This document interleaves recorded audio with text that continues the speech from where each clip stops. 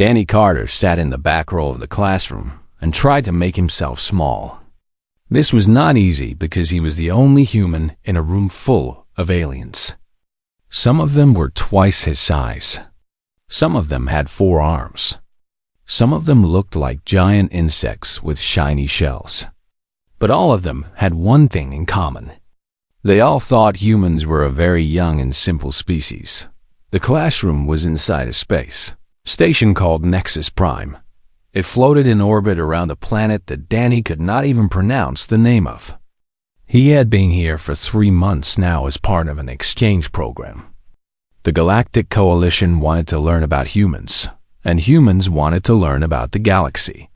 Danny had been chosen because he was smart and because he could stay calm in strange situations. But right now, he did not feel very calm. Instructor Veleth stood at the front of the room. He was a Kisari, which meant he had 4 arms and scales that changed color with his mood. Right now his scales were a deep purple, which Danny had learned meant he was feeling proud and important. The Kisari had been traveling through space for 9,000 years. They thought they knew everything about everything. "Today we will study primitive warfare," Veleth said. His voice came through a translator device that made all the alien languages sound the same. Before energy weapons and plasma guns, civilizations used simple metal tools to fight each other. Danny felt a small spark of interest. He knew about metal tools. He knew about them very well. Veleth pressed a button and a glowing field appeared in the middle of the room. Inside the field, 6 weapons floated in the air. There were swords and axes and curved blades from different planets. They turned slowly so everyone could see them from all angles. "These weapons come from our museum collection," Veleth explained. "They represent the best examples of pre-technology warfare from across the coalition. Each one tells us something about the species that made it." The other students leaned forward with interest. A big Torvakian next to Danny made a rumbling sound of appreciation. The Torvakians were huge creatures with gray skin and muscles like rocks. They loved weapons and fighting. Danny looked at the floating blades carefully. His eyes moved from one to the next, studying the shapes and the way they hung in the air. His grandfather had taught him to look at weapons this way. His grandfather had been a blacksmith in Montana, one of the last people on Earth who still made swords and knives by hand. Danny had spent every summer of his childhood in that hot forge, learning the secrets of steel. Veleth picked up one of the swords with his upper right hand.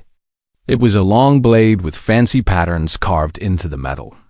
The handle was wrapped in some kind of leather, and there was a heavy ball at the end called a pommel. "This weapon was found on a dead world in the Outer Rim," Veleth said. "The species that made it went extinct before we ever met them. We do not know what they looked like or what they called themselves, but we have studied this sword for 300 years, and we believe it represents the highest level of their weapon-making skill." Danny frowned. Something was wrong. He could see it in the way the sword hung in Veleth's hand. The blade tilted at an odd angle.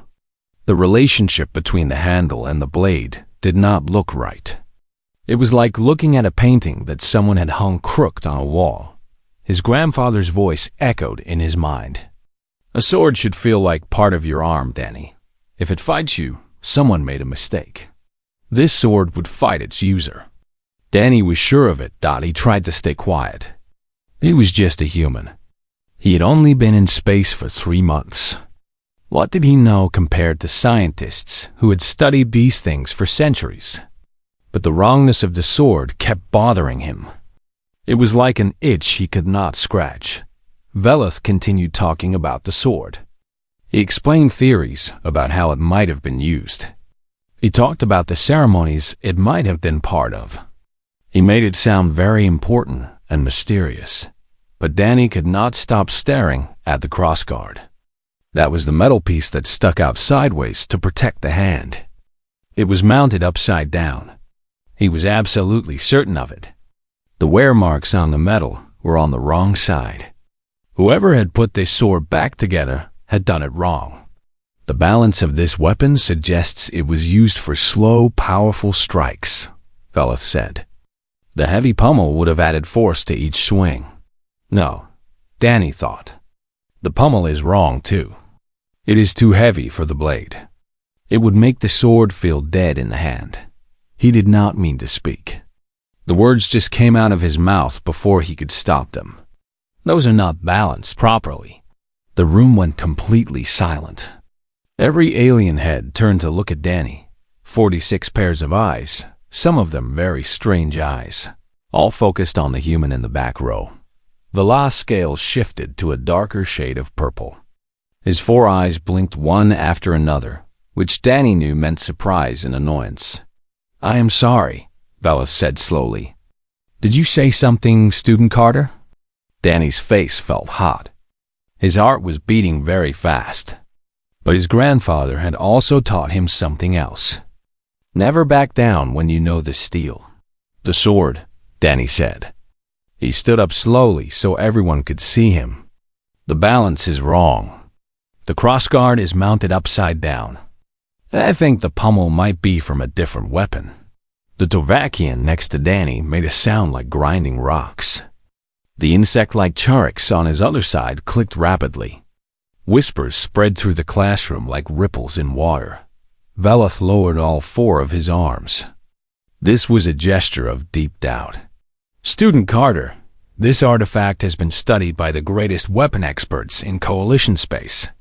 The Khazari Institute of Ancient Studies confirmed its authenticity 300 years ago. That was before your species even knew how to leave your own planet." Danny swallowed hard. He knew he should probably apologize and sit down. He knew he was making trouble for himself. But he also knew he was right. "With respect, instructor," Danny said, "authentication is not the same as understanding. Your experts might know that the sword is old and real, but that does not mean they know how it was supposed to work." A Velrani student near the front made a dismissive noise. The Velrani were thin creatures with 3 fingers on each hand and skin like blue silk. This one looked at Danny like he was something unpleasant. "Humans have only been traveling in space for 200 years, the Velrani said. "What could you possibly know about ancient weapons?" Danny met the alien's eyes. Then he looked at Veleth. "We know about ancient weapons because we were still using them 200 years ago, and some of us still make them today.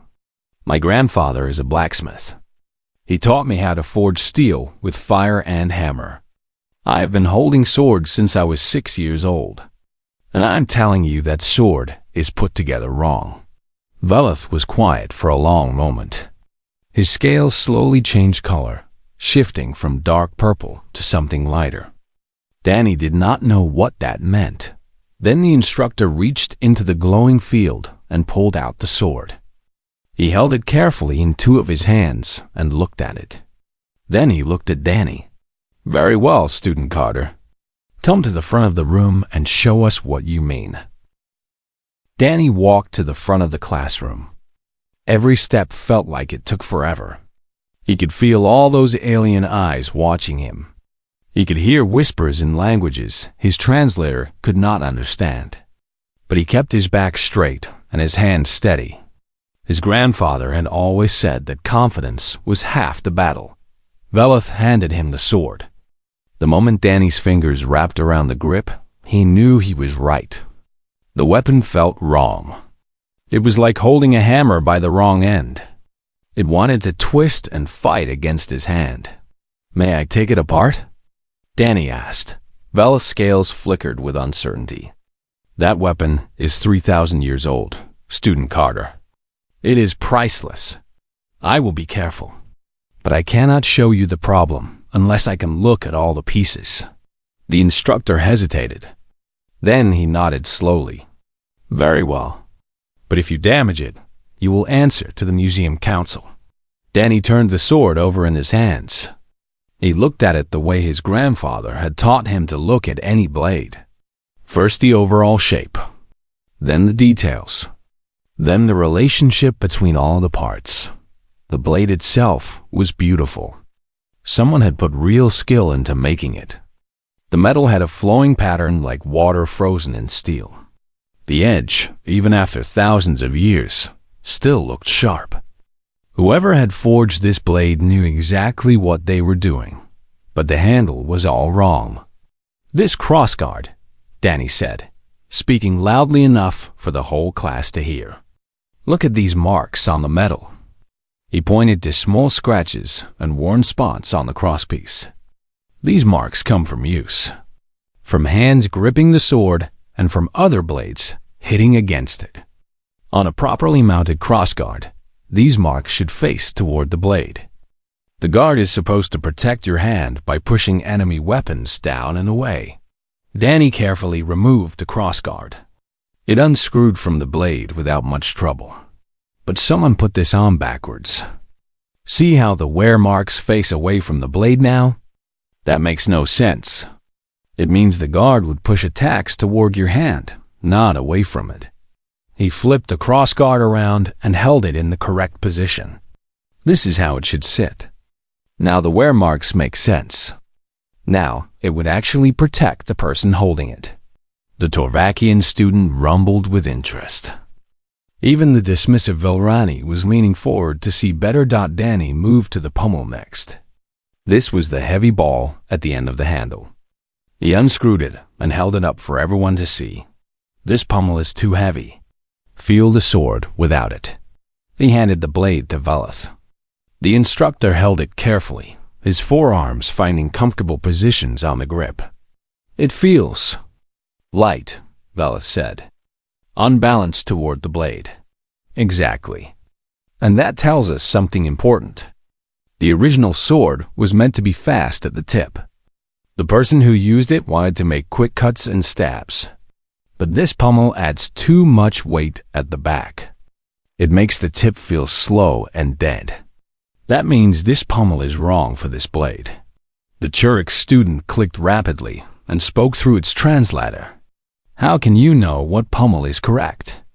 The original might have been lost." Danny smiled. "That is a good question. Do you have the other metal pieces that were found with this sword?" Velith looked surprised.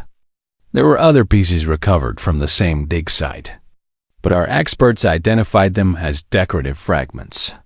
Pieces of jewelry or religious items. Can you show them to me?" The instructor touched his datapad. A few minutes later, a second glowing field appeared. Inside it floated about a dozen small metal pieces. Some were bent. Some were broken. But Danny's eyes went immediately to one piece in particular. It was a pommel. Smaller and lighter than the one attached to the sword. It had the same flowing pattern in the metal as the blade. And when Danny looked at the hole in its center, he could see threading that would match the end of the sword's handle. "That one," he said, pointing. "That is the original pommel." Velith retrieved the small metal piece and handed it to Danny. The human carefully threaded it onto the sword's tang, the narrow part of the blade that extended through the handle. It fit perfectly with the correct pommel and the reverse crossguard. Danny assembled the sword properly. Then he picked it up and gave it an experimental swing. The blade sang through the air. It moved like it was alive, like it was part of his arm. The balance was perfect. The tip went exactly where he wanted it to go. "That," Danny said quietly, "is how this sword was meant to feel." The classroom was completely silent. Even Velith seemed speechless. Then the Torvakian student stood up. He was nearly 3 meters tall, and his voice was like thunder. "I want to feel it." Danny hesitated, then handed the sword to the huge alien. The Torvakian was so big that the sword looked like a knife in his massive hands. But he swung it carefully, testing its weight. "The human is right," the Torvakian said. "I have held many blades. This one feels correct now. Before, it would have been a bad weapon. Now it is a good weapon." More students wanted to try. The sword passed from hand to hand, from species to species. Each one agreed that something had changed. The weapon that had seemed clumsy and strange now felt natural and deadly. Velith took the sword last. He held it in his upper right hand and made a few careful movements. His scales shifted to a pale violet color that Danny had never seen before. "Student Carter," the instructor said slowly, "how did you know? Our experts have studied this sword for 300 years. They wrote papers about it. They built theories around it. How did you see what they could not?" Danny thought about his grandfather's forge. He thought about the smell of hot metal and coal smoke. He thought about the sound of hammers ringing on anvils and the feel of rough steel under his hands. "Because I have made swords," Danny said.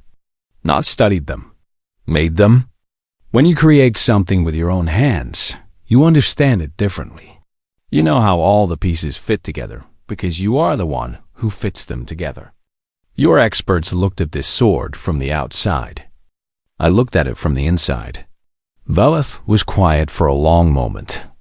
The classroom waited in silence. "I believe," the instructor finally said, "that I need to contact the Museum of Ancient Civilizations. It seems we have been making mistakes for a very long time." Danny felt relief wash over him. He had been right. His grandfather's teachings had been right. Even here, thousands of light years from Earth, the knowledge of steel still mattered. But he did not know that this was only the beginning. He did not know that his words in this small classroom would spread across the entire coalition. And he did not know that soon, very soon, everything would change. The sword gleamed in the artificial light, finally balanced the way its maker had intended. Somewhere across the galaxy, on a world that had died long ago, that ancient smith would have been proud. News traveled fast on Nexus Prime. By the next morning, everyone on the station knew about the human who had corrected 300 years of Kasari scholarship. Danny could not walk through the corridors without feeling eyes on him. Some looks were curious. Some were hostile. Some were something else entirely. His friend Katie Brennan found him in the cafeteria, hiding behind a cup of something that was supposed to taste like coffee but did not. "Danny Carter," Katie said, sitting down across from him. "What did you do?" Katie was the only other human on Nexus Prime. She worked in the engineering section, helping to maintain the station's power systems. She had red hair and freckles and a temper that could melt steel. Danny had known her since training back on Earth. "I opened my mouth when I should have kept it shut," Danny said. "That is your specialty." Katie leaned forward. "I heard you told Instructor Veleth that he was wrong. In front of his whole class. About his own specialty." "I did not say he was wrong. I said the sword was put together wrong." "I said the sword was put together wrong. Same thing to a Kasari. Their pride is legendary." Katie shook her head. "You know, they have been the dominant species in this sector for thousands of years. They do not like being corrected by anyone, especially not by humans." Danny sighed. "The sword was wrong, Katie. I could not just sit there and say nothing." "Yes, you could. That is literally what everyone else does." But she was smiling a little. "So was it really that obvious? The balance thing? To me it was. My grandfather would have spotted it in 5 seconds." Before Katie could respond, a chime sounded from Danny's communication device. He looked at the message and felt his stomach drop. "What is it?" Katie asked. "I have been summoned to the Central Amphitheater by something called the Coalition Council of Historical Studies." Katie's eyes went wide. "Danny, that is not good. That is not good at all. The Historical Council oversees all the major museums and research centers in Coalition space. They are the ones who decide what is true about the past. And I just told them they have been wrong for 3 centuries. "Exactly." Danny stood up slowly. His legs felt weak, but he made himself walk toward the door. Katie jumped up and followed him. "I will come with you," she said. "Moral support? You do not have to. I know. But someone needs to remind these aliens that humans stick together. The central amphitheater was the largest gathering space on Nexus Prime. It could hold over 1,000 beings. And right now it seemed like all of them were there. Danny stood at the entrance and looked down at the sea of alien faces. Khazarian, Torvakians, and Velrani and Churix, and a dozen other species he could not even name. They all turned to watch as he entered. At the center of the room, on a raised platform, stood Instructor Velith. Beside him was an elderly Kasari whose scales had faded to pale lavender with age. This one wore elaborate robes covered in symbols that Danny did not recognize. Danny walked down the long aisle toward the platform. The silence was so thick he could almost feel it pressing against his skin. Katie stayed near the entrance, giving him a small wave of encouragement. When Danny reached the platform, Velith spoke first. "Student Carter, this is Scholar Primok Tessith. She is the director of the Coalition Museum of Ancient Civilizations. She has led the Historical Council for over 200 years. Danny bowed slightly, the way he had been taught to show respect. "It is an honor to meet you, Scholar Primok." Tessith studied him with ancient eyes. Her scales barely moved, but Danny could feel the weight of her attention. "So you are the human who believes our experts have been wrong for 3 centuries, Tessith said. Her voice was dry and thin, like old paper. "I believe your experts did not have all the information they needed," Danny said carefully. "They studied the sword as an artifact. I looked at it as a tool. And what is the difference?" Danny thought for a moment. "An artifact is something you put behind glass and admire. A tool is something you use. When you use a tool, you understand it differently. You know how it should feel in your hand. You know when something is wrong because your body tells you." Tessith made a small gesture with one of her hands. A display field activated, and suddenly the room was filled with floating weapons. Swords and axes and spears and things Danny had no name for. Dozens of them, maybe hundreds, all rotating slowly in the air. "These are artifacts from our collection," Tessith said. "Recovered from dig sites across the galaxy. Each one has been studied and cataloged and authenticated by our experts. If one sword was assembled incorrectly, perhaps others were as well." Danny looked at the weapons floating around him. His grandfather's voice echoed in his mind. "Every piece of steel has a story, Danny. You just have to know how to read it." "You want me to look at all of them?" he asked. "I want you to show us what we have been missing." Tessith's ancient eyes seemed to soften slightly. "If you can. If your skills are real and not just luck." Danny felt fear and excitement mixing together in his chest. This was more than he had ever expected. More than he had ever dreamed. But he also felt something else. A sense of purpose. A feeling that this was what he was meant to do. "I will need to touch them," Danny said. "I cannot tell you about balance just by looking. I need to feel the weight in my hands." Tessith nodded. "That can be arranged. But I warn you, Student Carter. If you waste our time, if this was just a lucky guess about one sword, there will be consequences. The Khazari do not appreciate being made to look foolish." Danny stepped toward the nearest weapon, a curved blade with a handle wrapped in something that looked like snakeskin. He picked it up and immediately felt the wrongness in it. The curve of the blade did not match the angle of the grip. Someone had put them together without understanding how they worked together. "This one is wrong too," Danny said. "The blade and the handle are from different weapons. They do not belong together." The murmuring started immediately. 1,000 voices whispering in 100 languages. But Danny barely heard them. He was already reaching for the next weapon, and the next, and the next. His grandfather had spent 60 years learning the secrets of steel. He had passed that knowledge to Danny through countless hours of patient teaching. Now, thousands of light years from home, that knowledge was about to change everything. Danny picked up an ancient war axe and felt its balance point. Wrong, but he could see how to fix it. He set it aside and reached for his spear that had been mounted backwards on its shaft. This was going to take a while. Danny worked for 6 hours without stopping. The amphitheater remained full the entire time.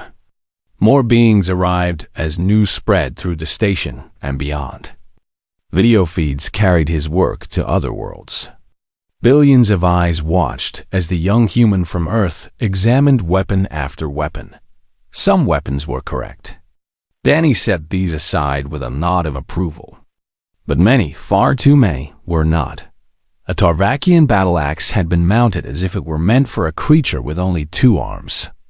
Danny showed how the grip was actually designed for 4 hands, allowing the massive aliens to use their full strength.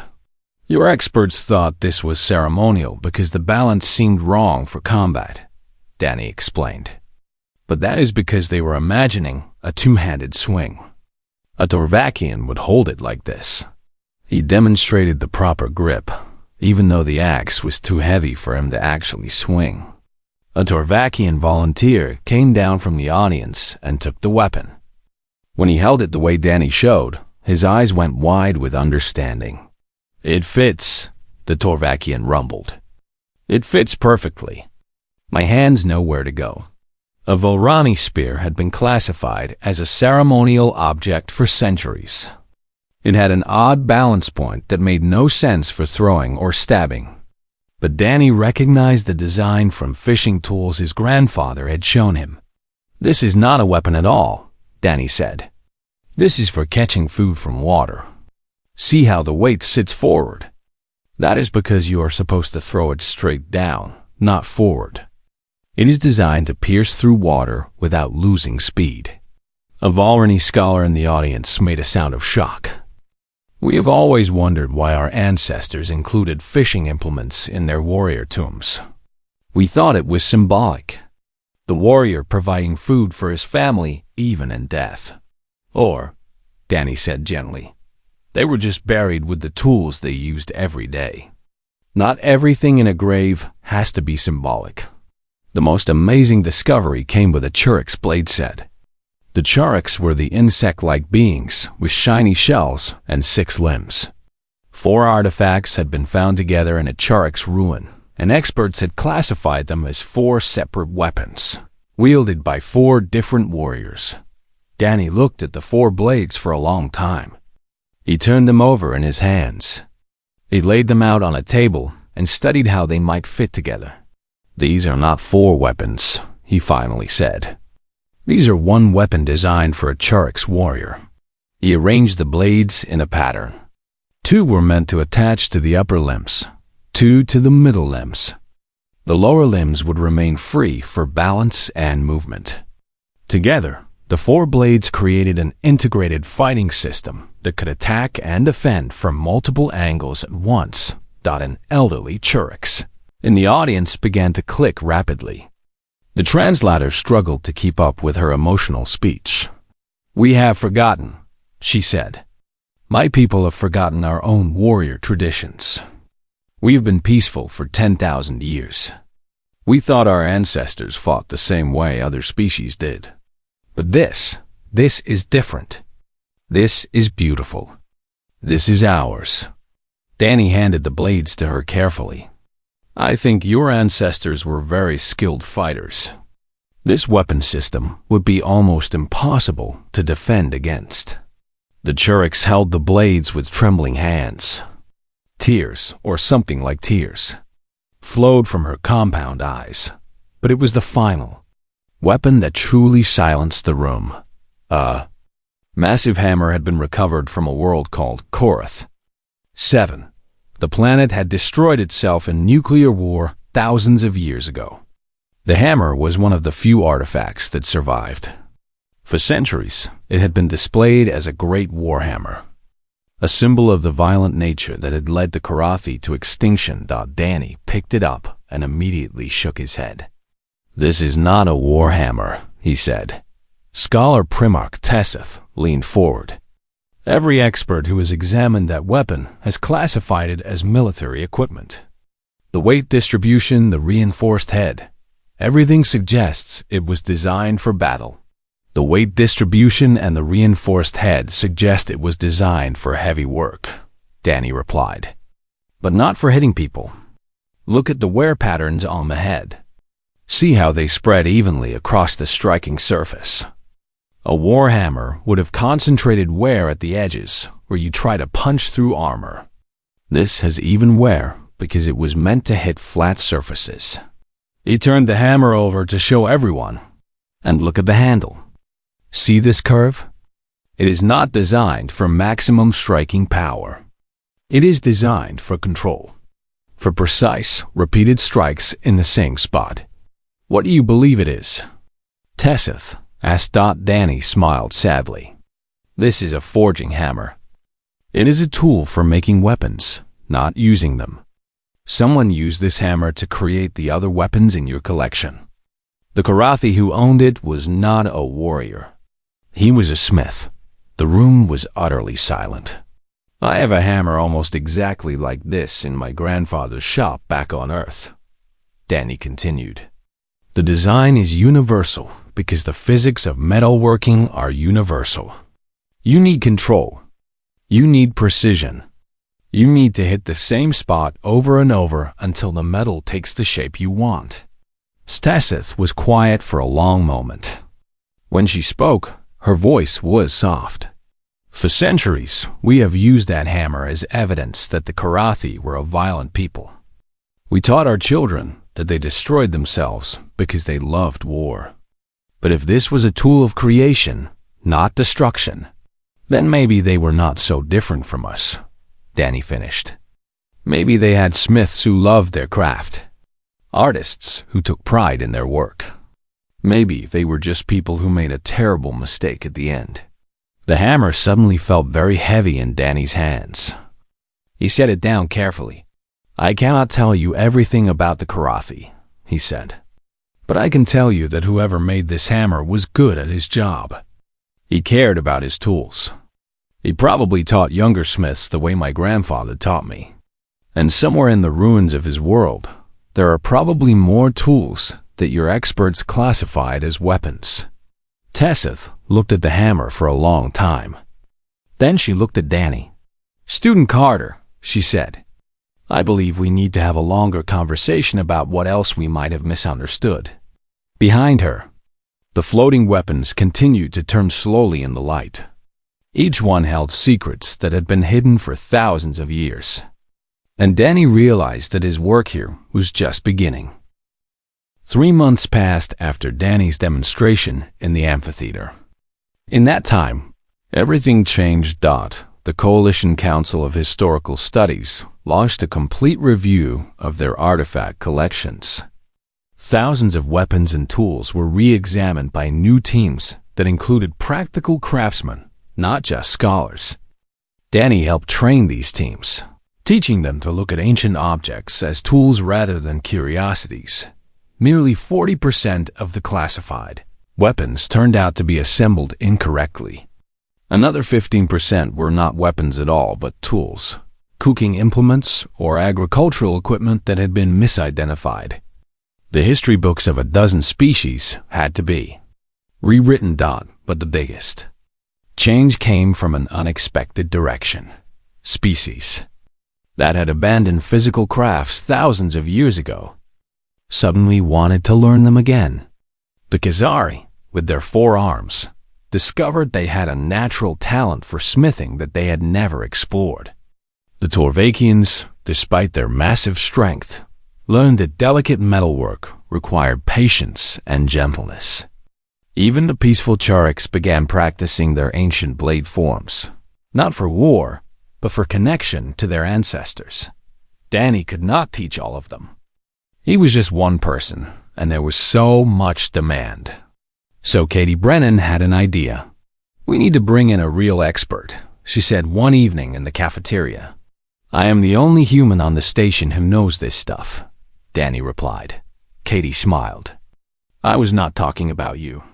2 weeks later, Danny stood in the docking bay of Nexus Prime, watching a transport ship settle onto the landing pad. His heart was beating fast, but not from fear this time. From excitement. The ship's door opened, and an old man stepped out. He was 73 years old, with white hair and weathered hands that had been burned and scarred by 60 years of working with fire and steel. He walked slowly but steadily, looking around at the alien space station with wonder in his eyes. "Grandpa," Danny said, moving forward to embrace him. Marcus Carter hugged his grandson tightly. "Danny boy, you have gotten yourself into quite a situation here. I told them about you. They wanted to meet you." Marcus looked past Danny at the crowd that had gathered. Beings from a dozen different worlds stood watching, waiting to meet the human who had taught the human who had changed everything. "Well," Marcus said, "I hope they are ready to work hard. I do not go easy on my students." The Coalition Center for Practical Historical Studies opened 1 month later. It took over an entire section of Nexus Prime, with forges and workshops and training rooms. The main forge was built to Marcus Carter's exact specifications, with anvils that could be adjusted for beings of any size and fire pits that could heat any metal from any world. On the first day of classes, 47 students from 12 species gathered in the main workshop. Some of them were scholars who had spent centuries studying weapons from behind glass cases. Some were warriors who had only ever used weapons, never made them. Some were young and some were ancient, but they all shared one thing: curiosity. Marcus stood at the front of the room, holding a rough bar of iron. Despite the translation devices, despite the alien environment, despite everything, he looked completely at home. "All right, settle down," he called out. "I do not care if you have 2 arms or 6. I do not care if your species was flying through space when mine was still living in caves. When you are in my forge, there is only one rule." He held up the iron bar so everyone could see it. "Every piece of metal has a purpose. Your job is to find it. Not with computers. Not with fancy analysis machines. Not with 3 centuries of academic debate. You find it with your hands, your eyes, and your patience." A young Khazari raised one of her hands. "Instructor Carter, why do humans maintain these old skills when fabrication technology can produce perfect results?" Marcus grinned. It was the same grin that had terrified Danny as a child, but now it filled him with warmth. "Because perfect is not the point, young lady. The point is the conversation between the maker and the material. When you heat steel and shape it with your own hands, you learn things that machines never could teach you. You learn how the metal wants to move. You learn what it can become. You learn patience and persistence and how to accept failure and try again." He lit the forge, and ancient flames roared to life. The heat reached every corner of the workshop, wrapping around beings who had never felt anything like it. "Now, who wants to learn how to listen to steel?" Danny watched from the doorway as his grandfather began the first lesson. Katie stood beside him, her arms crossed and a smile on her face. "Your grandfather is amazing," she said quietly. "He has been waiting for students like this his whole life. He just did not know it." Instructor Velith appeared beside them. His scales were a calm blue now, a color Danny had learned meant contentment and respect. "Student Carter," Velith said, "I have been meaning to speak with you. Please, call me Danny. I think we are past the formal stuff." Velith made a gesture that might have been a smile. "Danny, then. I wanted to apologize. When you first spoke up in my class, I dismissed you because of your species. I assumed that humans could not possibly know what my people had missed. I was wrong." Danny shook his head. "You were not wrong to be skeptical. You were just wrong about what you were skeptical of. Your experts did not fail because they were stupid. They failed because they forgot something important." "What did they forget?" Danny looked back at the forge, where his grandfather was demonstrating how to hold a hammer properly to a Torvakian 3 times his size. They forgot that knowledge is not just about studying things from a distance. Sometimes you have to get your hands dirty. Sometimes you have to feel the heat and hear the hammer ring and make mistakes and learn from them. That is what humans never forgot. We kept making things with our hands even when we did not have to. And that knowledge kept us connected to our past in ways that pure scholarship never could. The Torakian students swung the hammer under Marcus's guidance. Metal rang against metal, a sound that echoed across the workshop. A sound that had echoed across human history for thousands of years. And now it was echoing across the stars. Some lessons, Danny said, you can only learn the old way. Through the window, the forge burned bright. Steel waited to be shaped. And in a workshop filled with beings from across the galaxy, an old blacksmith from Montana was passing on the wisdom of his ancestors to students his ancestors could never have imagined. The conversation between maker and material continued, just as it always had, just as it always would. Across worlds and species and the vast emptiness of space, the fire still burned, and humanity had reminded the galaxy that the oldest skills still mattered.